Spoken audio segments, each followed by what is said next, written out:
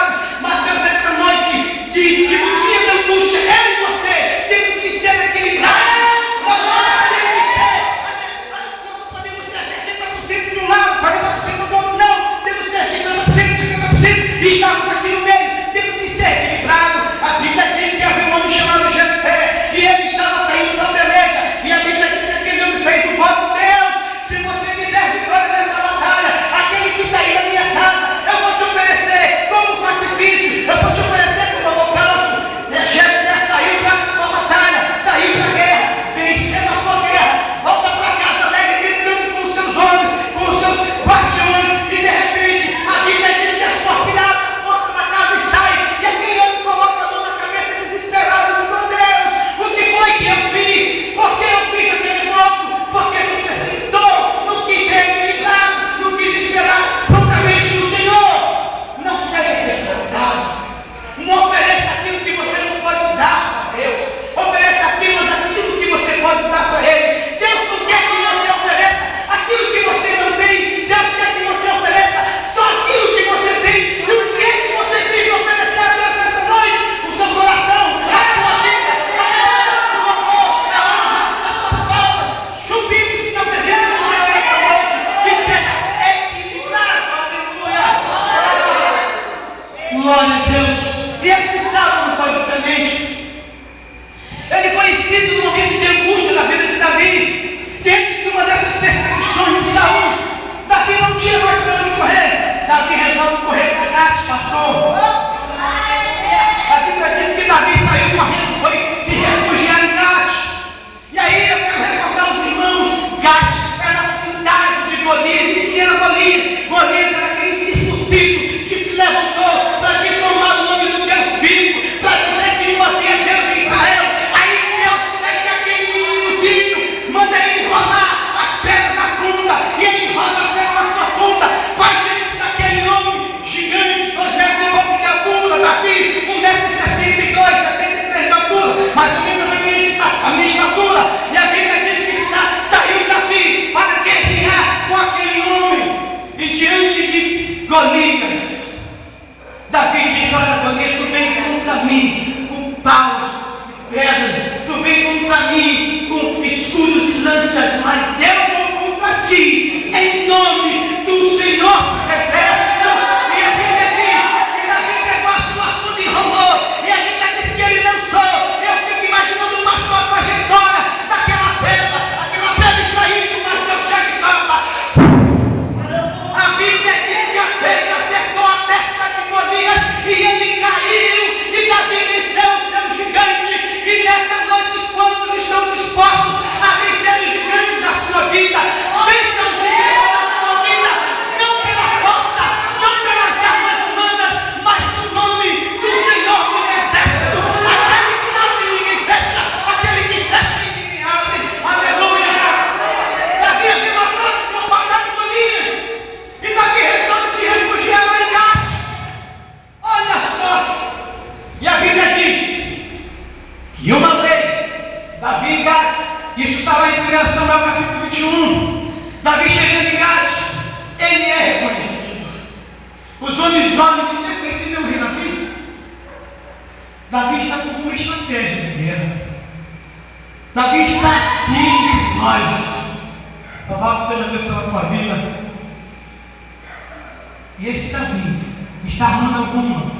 Ele quer se fingir ser nosso amigo, para que quando cunhar a nossa confiança, vem Israel e invade a nossa cidade e nos mata.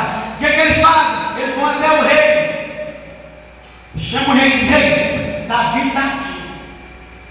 Eles, quem? Davi está aqui, isso não é possível. Não é esse Davi que matou Golias, o nosso maior homem de guerra que tinha aqui? Não é possível. A Bíblia diz que Davi rasgou as suas vestes, pegou o seu cabelo, como estava